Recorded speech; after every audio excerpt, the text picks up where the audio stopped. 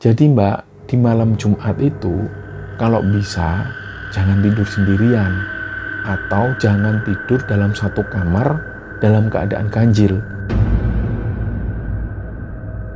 Tadinya dia nangis terseduh-seduh dan suaranya itu suara cowok.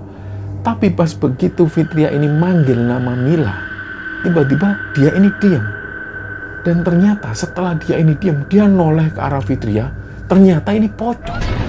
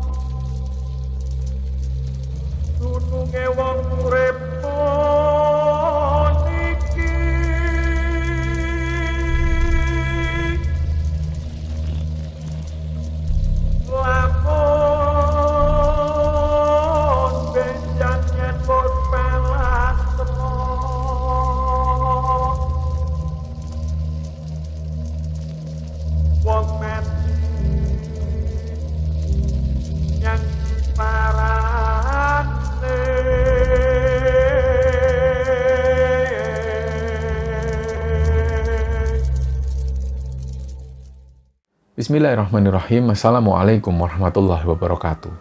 Sobat Kembara Sunyi dimanapun berada. Pada kesempatan kali ini kami akan membagikan kisah yang dikirim oleh Sobat Kembara yang bernama Fitria yang asalnya dari Malaysia. Sebelum kita masuk ke ceritanya, untuk teman-teman yang nonton tayangan ini dan belum subscribe, jangan lupa untuk subscribe lebih dulu agar channel Kembara Sunyi ini lebih berkembang lagi dan kami lebih bersemangat lagi dalam membuat konten-konten terbaru di Kembara Sunyi. Dan untuk teman-teman yang telah mendukung kami sejauh ini, kami mengucapkan terima kasih banyak. Semoga amal kebaikan teman-teman dibalas kebaikan berlipat oleh Allah Subhanahu wa Ta'ala.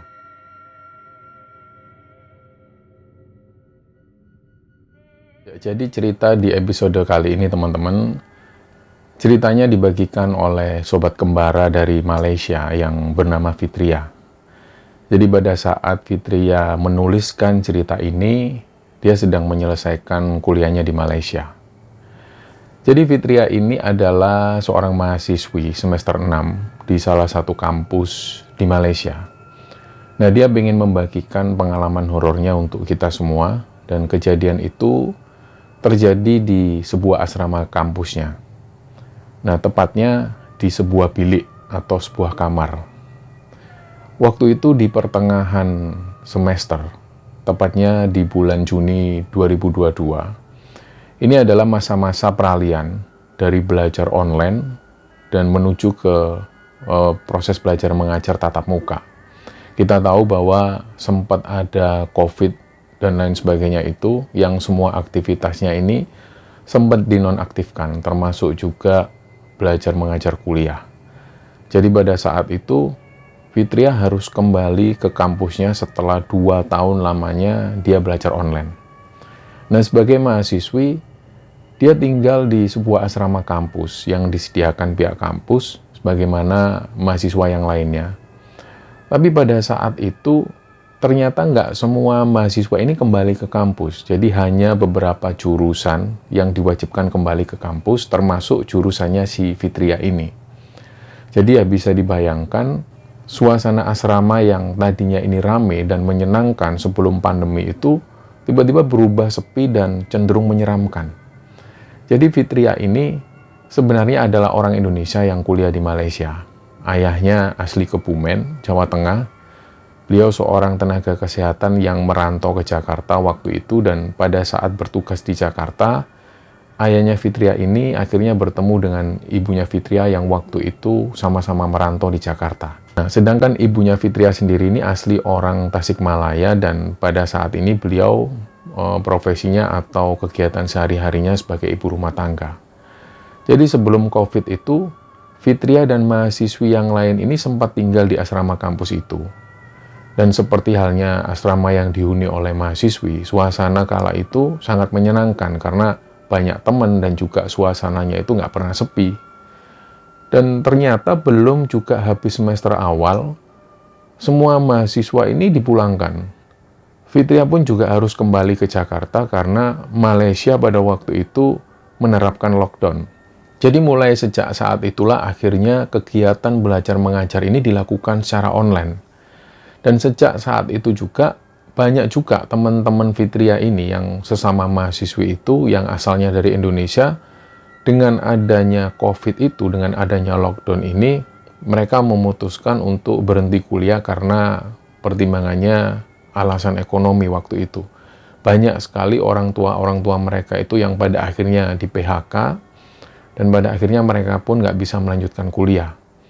Jadi di sisi lain Fitria itu sangat bersyukur karena waktu itu dia masih bisa kuliah.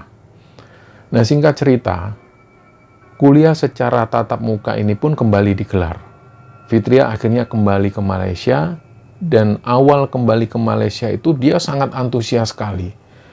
Dia sudah membayangkan suasana di kampus itu seperti apa. Pasti dia bakalan seneng banget karena dia bisa ketemu teman-teman yang lain di sana. Sudah lama sekali mereka nggak ketemu. Nah, dia juga sudah membayangkan seperti sebelum-sebelumnya pada saat mereka ini mengerjakan tugas rame-rame, bareng-bareng sambil sampai begadang. Nah, itu semua yang ada di bayangan Fitria. Ternyata semua ini nggak sesuai ekspektasi.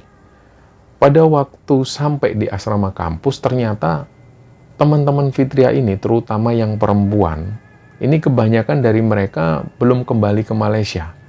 Tapi ya mau gimana lagi, dia harus tetap untuk kuliah. Dan di kampus ini, Fitria itu menempuh atau mengambil jurusan IT. Dan karena dia ini ambil jurusan IT, jadi rata-rata temennya itu pun juga umumnya banyak yang laki-laki, banyak yang cowok. Dan Fitria sendiri juga merasa sungkan sebenarnya untuk ngumpul sama teman-temannya ini, terutama di waktu malam hari, karena mereka semua cowok. Jadi akhirnya Fitria itu juga jarang kumpul dengan teman-temannya ini. Nah, di asrama itu, di masa-masa normal sebelumnya, sebenarnya satu bilik asrama atau satu kamar itu ditempati 2 orang. Fitria sendiri pun sebenarnya punya teman sekamar. Tapi pas Fitria itu sampai, teman sekamarnya ternyata nggak ada di sana. Nah, teman sekamar Fitria ini, kita sebut namanya Mila. Nggak tahu kenapa Mila waktu itu nggak ada di kamarnya. Padahal info dari pihak asrama, Mila ini sudah datang sebenarnya. Dia sudah datang seminggu lebih dulu sebelum Fitria ini datang. Dan nggak lama setelah itu, Fitria pun dapat kabar dari bilik sebelah, dari kamar sebelah itu ada juga mahasiswi. Dia bilang ke Fitria bahwa si Mila ini memang sudah datang lebih dulu.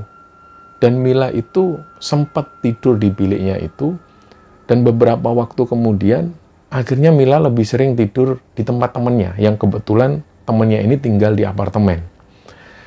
Waktu itu Fitria pun paham, karena tinggal di apartemen itu, suasana dan juga fasilitasnya tentu lebih bagus daripada tinggal di asrama. Jadi akhirnya waktu itu Fitria pun memahami. Nah, masih di hari yang sama, setelah dia membersihkan diri dan merapikan barang-barang apa adanya, dia mulai rebahan sejenak. Waktu itu sudah malam hari. Nah, pas waktu dia ini rebahan, otomatis pandangan dia itu tertuju ke atas, tertuju ke langit-langit. Nah, di langit-langit kamar itu, Fitria seolah sedikit paham. Di situ dia melihat banyak sekali sarang laba-laba. Disinilah Fitria itu paham, oh mungkin ini alasan Mila itu nggak betah tinggal di sini, karena di atas itu banyak sekali sarang laba-laba. Jadi karena dia melihat seperti itu, Fitria mulai berpikir, ini kamar ini atau bilik ini sudah terlihat sekali kalau sudah lama nggak digunakan dan sudah lama nggak dibersihkan. Mungkin karena COVID itu. Dia sendiri nggak paham kenapa petugas asrama ini juga nggak segera membersihkan langit-langit kamar itu. Nah, tapi berhubung malam itu Fitria ini baru datang dan dia sudah capek sekali, dia lelah dalam perjalanan, dia pun memutuskan untuk menunda membersihkan kamar, terutama sarang laba-laba yang ada di atas langit-langit itu. Jadi ranjang tidur di kamar ini ada 2. Letaknya itu berdampingan, terhalang satu meja kecil di antaranya. tempat tidur itu. Dan pada saat si Fitria ini berbaring, dia itu sempat melamun sebentar, dan akhirnya Fitria ini pun tertidur. Dan nggak tahu berapa lama dia itu tertidur, tiba-tiba dia merasa terusik. Karena waktu itu dia dengar ada suara derit orang yang naik ke tempat tidur. Jadi ranjang itu terdengar suaranya berderit, ngik, kelihatan sekali atau terdengar sekali kalau barusan ada yang naik ke tempat tidur. Dia pun buka mata. Nah, otomatis pandangan pertama Fitria ini adalah langit-langit yang di atas itu, yang penuh sarang laba-laba itu, dan kondisi kamar ini cahayanya itu remang-remang. Jadi waktu itu dia juga dengar bahwa di ranjang sebelah, yang di ranjangnya Mila itu, dia dengar ada orang yang mendengkur. Nah, karena si Fitria ini baru kebangun dari tidurnya, dia sempat kaget. Terus dalam batinnya itu dia sempat berpikir, masa iya sih kok suara dengkuran Mila ini kok kayak gini? Karena suaranya itu gede, suaranya keras. Tapi waktu itu dia belum berani noleh secara langsung. Selain itu juga cahaya kamar ini cahayanya remang-remang. Nah, lama-lama dia coba noleh ke arah tempat tidur itu, ternyata samar-samar itu dia ngelihat ada sosok. Nah, dari ukuran tubuhnya, sosok ini perempuan. Badannya ramping dan dia itu posisinya tidur tapi masih pakai mukena dan menghadap ke arah tembok. Nah, yang ada di pikiran Fitria waktu itu, oh, ini Mila sudah balik ternyata. Mungkin Mila ini ketiduran pas setelah sholat. Oke lah, jadi waktu itu Fitria sempat berpikir positif, mungkin Mila ini kecapean kok sampai tidurnya ngorok kayak gini. Fitria pun akhirnya memutuskan untuk tidur lagi dan dia nggak mau ambil pusing, dia tidur lagi. Nah, setelah si Fitria ini melanjutkan tidurnya, nggak tahu jam berapa, dia kebangun lagi. Dia dengar ada suara orang nangis di tempat tidur Mila itu. Nah, waktu itu Fitria ini benar-benar keganggu. Dia pun bangun, dia buka mata. Nah, masih dalam keadaan dia ini di tempat tidur, dalam keadaan masih ngantuk, dan selimut itu masih dipegang oleh si Fitria ini. Dia ngelihat ke arah tempat tidurnya Mila itu. Dia ngelihat Mila ini kok diem. Tapi suara tangisannya itu kenceng. Dan tangisannya itu terdengar seakan sedih banget. Nah, merasa kasihan, Fitria ini pun tergerak untuk membangunkan Mila. Tapi begitu Fitria ini mau bangunin Mila, pas Fitria itu masih duduk di ranjang Mila, dia kaget. Ternyata kok begitu deket, suara tangisan yang didengar oleh Fitria ini, suara tangisannya itu kayak cowok. Bener-bener suaranya ini suara cowok. Lah, dia tuh sempat mikir, ini nggak salah denger atau apa kok suaranya cowok. Jadi yang nangis ini adalah cowok, tapi dilihat dari postur tubuhnya, ini cewek dan dia masih pakai mukena. Karena melihat situasi yang aneh ini, Fitria pun mundur, dia balik lagi ke tempat tidurnya. Sambil dia itu terus mendengar dengan seksama suara tangisan ini. Didengarkan sekali lagi, iya memang benar ini suara cowok yang nangis. Tapi kok posisi badannya itu dia diem, gak bergerak sama sekali. Nah, saat itulah akhirnya Fitria ini mulai merinding dan dia nggak berani ngomong. Dia diem waktu itu. Di situ Fitria ini sudah nggak bisa tidur lagi. Dia coba berbaring sambil menatap ke arah tempat tidurnya Mila ini. Dia cobalah panggil nama Mila itu pelan-pelan. Mil, Mila, kamu kenapa Mil? Kamu kenapa kok nangis? Tapi si Mila ini diem. Diem, nggak ada suara sama sekali. Tadinya dia nangis terseduh-seduh dan suaranya itu suara cowok. Tapi pas begitu Fitria ini manggil nama Mila, tiba-tiba dia ini diam. Dan ternyata setelah dia ini diam, dia noleh ke arah Fitria. Ternyata ini pocong. Pocong ini wajahnya hancur dan suara tangisnya itu semakin kenceng. Dan suaranya itu benar-benar suara cowok. Jadi waktu itu Fitria itu nggak bisa gerak, dia bingung harus gimana. Baca doa pun itu lidahnya itu terasa kaku. Jadi dia sudah nggak ingat lagi selanjutnya seperti apa. Ternyata belakangan Fitria tahu bahwa dia waktu itu pingsan. Nah, keesokan harinya sekitar jam 8 pagi dia kebangun. Dia langsung ngelihat ke arah tempat tidurnya Mila ini. Ternyata tempat tidurnya itu kosong, rapi. Dia ingat lagi situasi serem yang dia alami semalam. Semalam yang dirasakan Fitria itu terasa lama banget. Dan dia merasakan waktu itu terasa berjalan lambat. Nah, dan waktu itulah untuk pertama kalinya Fitria ini melihat penampakan hantu di Malaysia. Jadi kondisi kamar pada waktu itu sudah lumayan terang karena cahaya matahari itu sudah masuk lewat ventilasi. Langsunglah setelah itu dia buru-buru, dia bergegas keluar kamar untuk segera mandi. Dan karena seharian itu dia masih diliputi ketakutan, jadi seharian itu pun Fitria ini pergi bersama teman-teman sejurusannya. Jadi setelah bareng teman-teman kuliahnya itu seharian penuh, dan sengaja waktu itu Fitria ini pulang ke asrama itu agak terlambat, karena dia masih takut untuk kembali ke kamar. Nah awalnya setelah melampaui seharian bersama teman-temannya itu, awalnya dia bisa lumayan lupa tentang kejadian yang dialami semalam. Tapi gimana pun juga, Fitria ini masih tetap kepikiran. Akhirnya mau nggak mau, malam itu dia harus kembali tidur di asrama. Sekitar jam 9 malam, dia pun balik ke asrama. Jadi begitu sampai di asrama, di jam-jam seperti itu, kondisi asrama ini sudah benar-benar sepi. Bahkan malam itu Fitria ini sampai bisa mendengar suara jangkrik yang waktu itu bunyi saling bersaut-sautan. Jadi di komplek asrama ini, banyak sekali ditumbuhi pepohonan-pepohonan besar. Dan karena penghuni asrama waktu itu belum penuh, jadi waktu itu lampu ini nggak dinyalakan semua.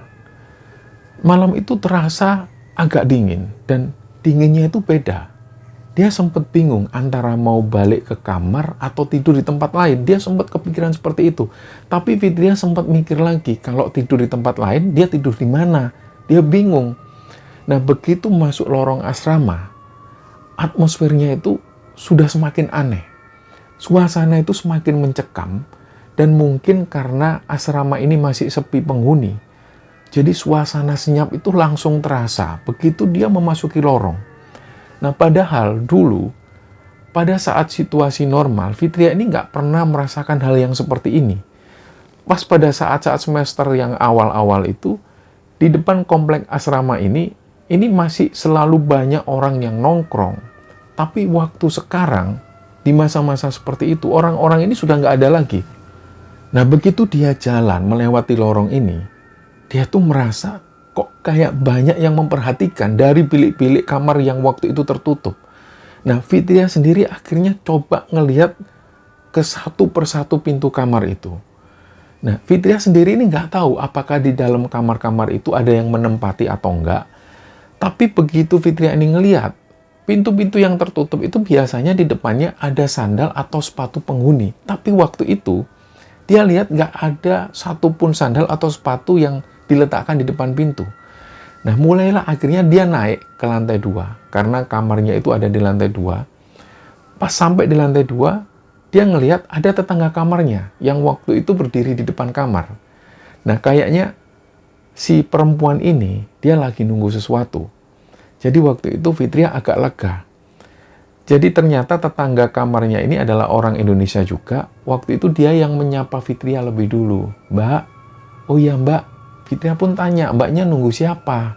Nah, dia langsung mendekat ke Fitria, dia langsung ngajak Fitria ini masuk ke kamarnya. Fitria sudah paham, ini anak ini pasti ketakutan, dia pasti cari teman. Akhirnya Fitria pun ikut masuk ke kamarnya, dan dalam hati dia juga lega sebenarnya, karena waktu itu ada temannya.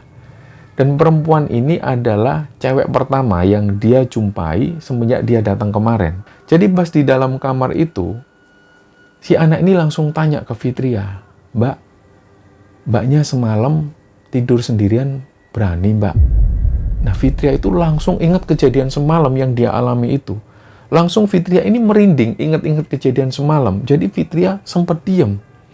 Terus akhirnya si perempuan ini tanya lagi, mbak, kalau nggak berani tidur sendiri malam ini, tidur di kamarku aja yuk, kita tidur barengan. Nah, kayaknya dia ini seakan sudah tahu tentang apa yang dialami Fitria semalam. Fitria pun juga tahu bahwa cewek ini juga sebenarnya punya teman sekamar, tapi nggak tahu kenapa waktu itu teman sekamarnya ini nggak ada. Jadi Fitria pun ngerasa nggak enak. Udahlah mbak, nggak usah, aku tidur kamarku aja. Nanti temenmu tidur di mana kalau aku tidur di sini? Nah, ternyata si cewek ini bilang, nggak apa-apa mbak, teman sekamarku malam ini nggak tidur di sini. Mbak tidur aja di sini sama aku. Nah, karena dia ini sedikit memaksa, Fitria juga merasa kalau dia tidur dengan si perempuan ini, dia ada temennya. Nah, mungkin si cewek ini juga takut dia tidur sendiri. Akhirnya Fitria sendiri pun yang sebenarnya waktu itu memang dia agak kurang nyaman tidur dengan orang baru, apalagi kondisinya waktu itu seperti agak dipaksa. Tapi karena sekali lagi, Fitria ini masih ingat kejadian semalam. Akhirnya Fitria pun mengalah, dia memilih tidur dengan salah satu tetangga kamarnya itu. Nah, setelah berkenalan, ternyata cewek ini memperkenalkan diri namanya Dia. Ternyata Dia ini asalnya asli Kebumen. Di situ Fitri juga bilang, loh mbak, ayahku juga asli Kebumen. Oh, kok kebetulan mbak. Nah, dari situ mereka pun akhirnya ngobrol. Malam itu mereka lalui dengan banyak sekali obrolan. Ngobrol secara menyenangkan seputar kampung halaman dan juga tentang perkuliahan dan lain sebagainya. Dan dari obrolan mereka ini, Fitria jadi tahu bahwa ternyata Dia itu usianya 2 tahun di bawah Fitria. Dan waktu itu dia ini masih semester 4 dari jurusan bisnis. Nah, karena waktu itu saking asiknya ngobrol, mereka pun sampai lupa waktu. Dan ternyata waktu itu sudah jam 12 malam. Nah, tiba-tiba Fitria ini pengen buang air kecil. Dia minta tolong ke Dia supaya dia ini nemenin Fitria ke kamar kecil. Nah, dia pun bilang, Fitria ini bilang, Dia, temenin aku yuk ke toilet yuk. Terus raut wajah Dia itu agak berubah. Dia ini bilang, aduh mbak, kalau memang nggak kebelet-kebelet banget, mending ditahan aja lah mbak. Ini udah jam segini soalnya. Lah Fitria tentu penasaran loh, emangnya kenapa? Nah, ekspresi Dia ini semakin terlihat ketakutan. Duh mbak, besok aja ya aku ceritain mbak. Sekalian pas kita besok sarapan di kedai makcik. Nah, akhirnya Fitria pun nggak jadi buang air kecil. Dia tahanlah rasa buang air kecilnya itu. Mereka pun akhirnya tidur. Nah, keesokan harinya, mereka berdua waktu itu sudah ada di kedai makcik. Mereka sarapan di sana, dan Dia ini bilang, dia mau cerita sesuatu. Jadilah sambil mereka ini sarapan, dia mulai cerita. Pertama-tama Dia ini bilang ke Fitri seperti ini, mbak, di lantai 2 itu, di tempat kita tinggal itu sebenarnya ada aturan yang nggak tertulis loh mbak. Nah, Fitri itu penuh pertanyaan. Nah, aturan nggak tertulis gimana maksudnya? Nah, dia menjelaskan. Jadi mbak, di malam Jumat itu, kalau bisa, jangan tidur sendirian.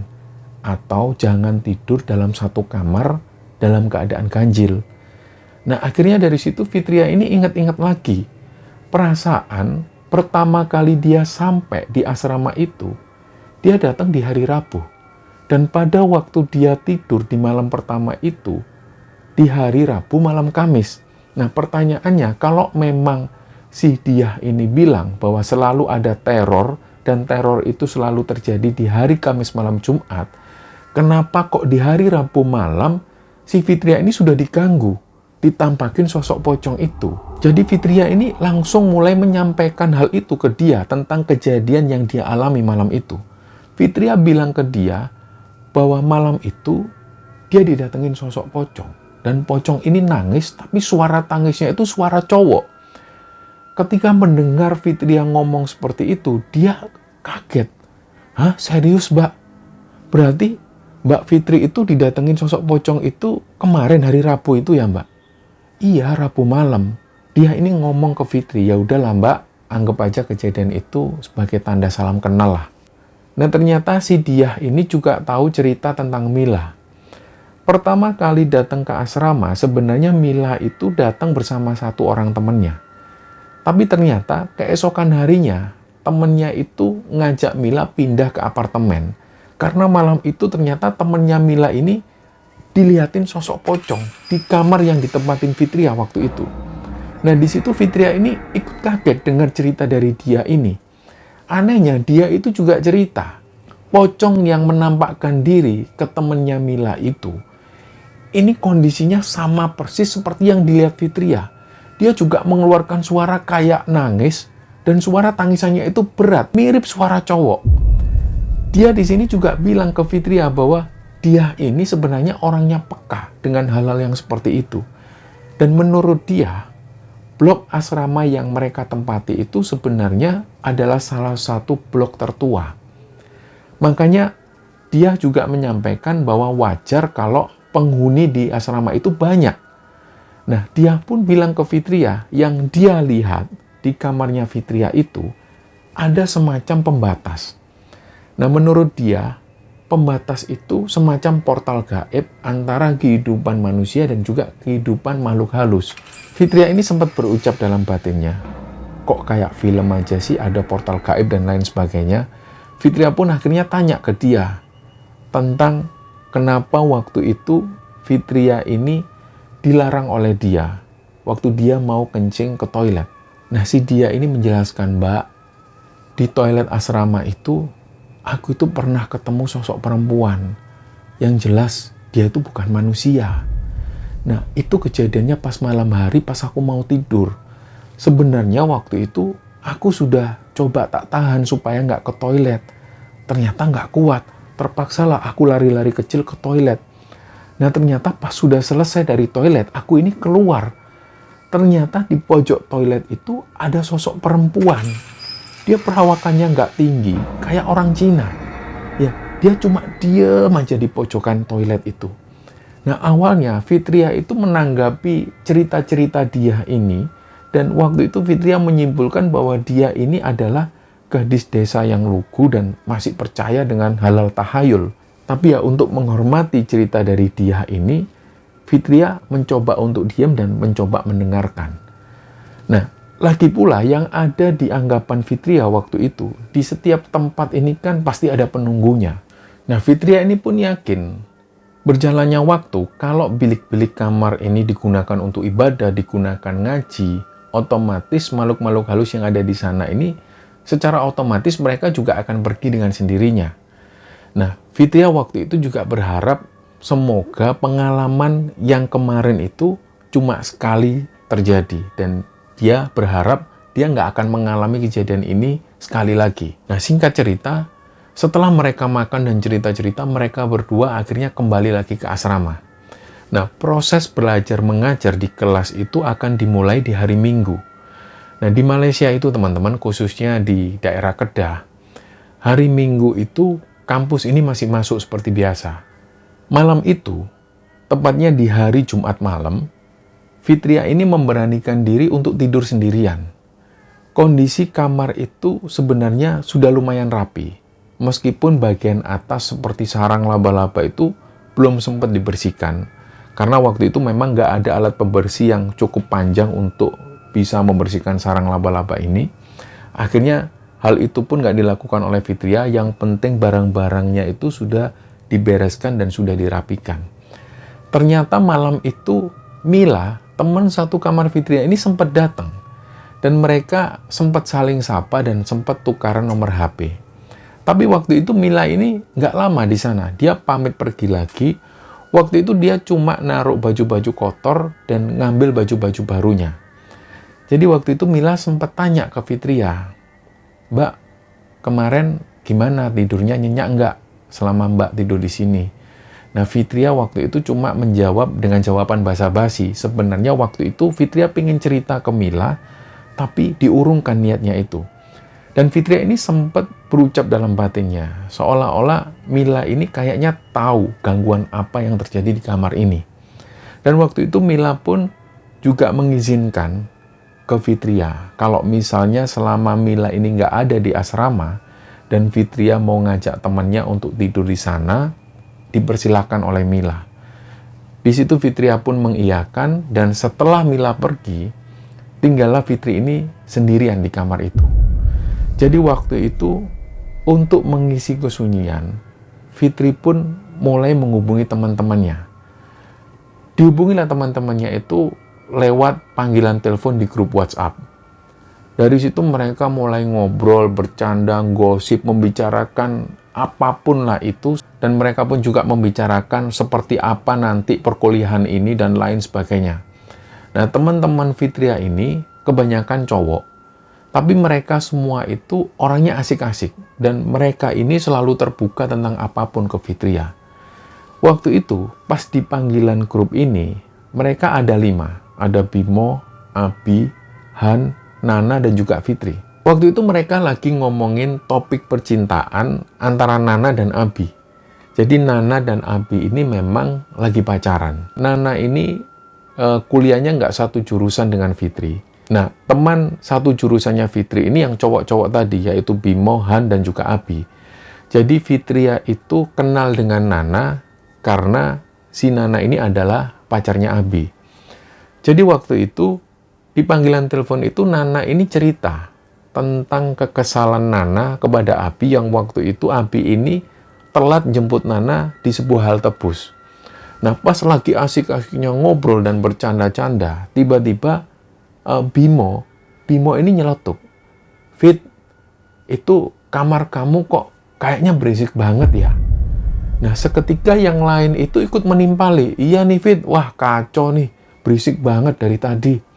Keluar dulu David, itu suara Nana cerita sampai nggak jelas gitu. Kamu keluar dulu lah dari kamar. Nah, teman-teman yang lain itu ngomong seperti itu. Fitri ini bingung, sambil dia itu ngelirik kiri, kanan. Perasaan dia ini sendirian dan nggak ada satu orang pun di sana. Nah, Fitri ini bilang, berisik apaan sih?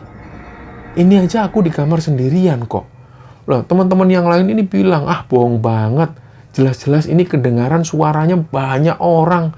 Ini dari kamu nih, dari kamarmu ini Fit. Fitri akhirnya diam. Langsunglah dia ingat ucapan dia tadi pagi tentang portal gaib. Jadi dia sempat mengungkapkan bahwa di kamar Fitri itu ada sebuah pembatas, ada sebuah portal gaib. Disitulah Fitri langsung ingat kata-kata dia. Jadi Fitri itu masih diam. Nah, karena Fitri itu terus-terusan diam dan suasana mulai nggak kondusif, teman-teman Fitri itu merasa mereka masih mendengar suara berisik dari kamarnya Fitri.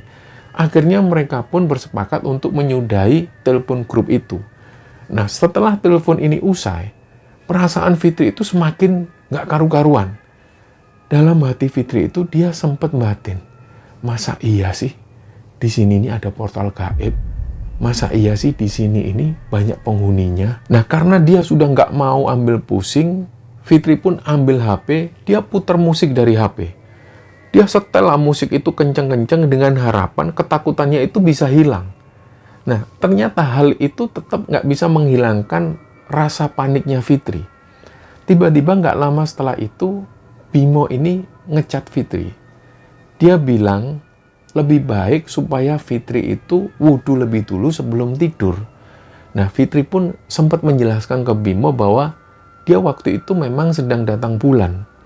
Tapi Bimo tetap menyarankan supaya Fitri wudhu lebih dulu sebelum tidur.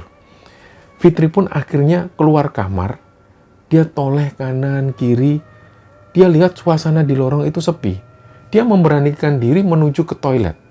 Nah, pas dia keluar kamar itu sebenarnya Fitri ini ada niat untuk ngetuk kamar dia yang ada di sebelah, supaya dia menemani Fitri ke toilet. Ternyata waktu itu Fitri nggak ngelihat sandal ataupun sepatu di depan pintu kamarnya dia.